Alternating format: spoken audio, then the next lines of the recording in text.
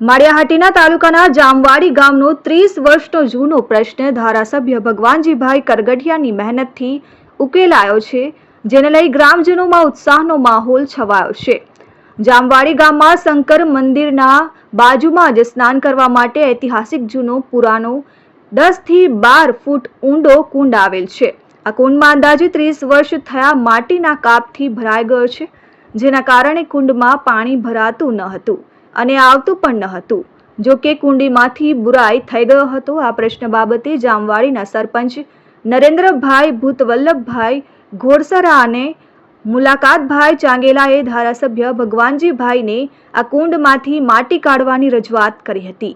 ગ્રામજનોની રજૂઆતને ધ્યાને લઈ ધારાસભ્ય ભગવાનજીભાઈ કરગઠિયાએ ચોરવડની ક્ષાર અંકુર કચેરીના ઇજનેર સૂત્રજાને રજૂઆત કરતા તાત્કાલિક જામવાડી ગામે પહોંચી આજે સવારથી જ શંકર મંદિર પાસેના આ ઐતિહાસિક કુંડમાંથી માટી કાઢવાનું કામ શરૂ કરવામાં આવતા લોકોમાં આનંદની લાગણી ફેલાઈ છે।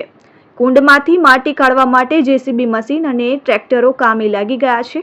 આ કુંડમાંથી માટી કાઢવાનું કામ શરૂ થતાં જામવાડીના લોકોમાં આનંદની લાગણી ફેલાઈ છે। આમ ધારાસભ્ય ભગવાનજીભાઈ કરગઠિયાની મહેનતથી 30 વર્ષનો જૂનો પ્રશ્ન ઉકેલાયો છે।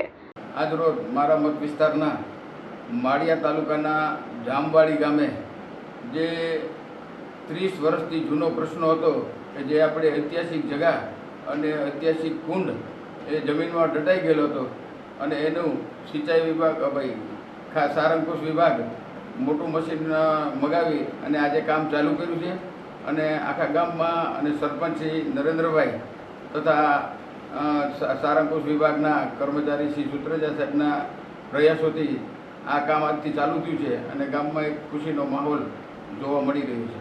Ramesh Kariya, RN news, Maliya Hatina.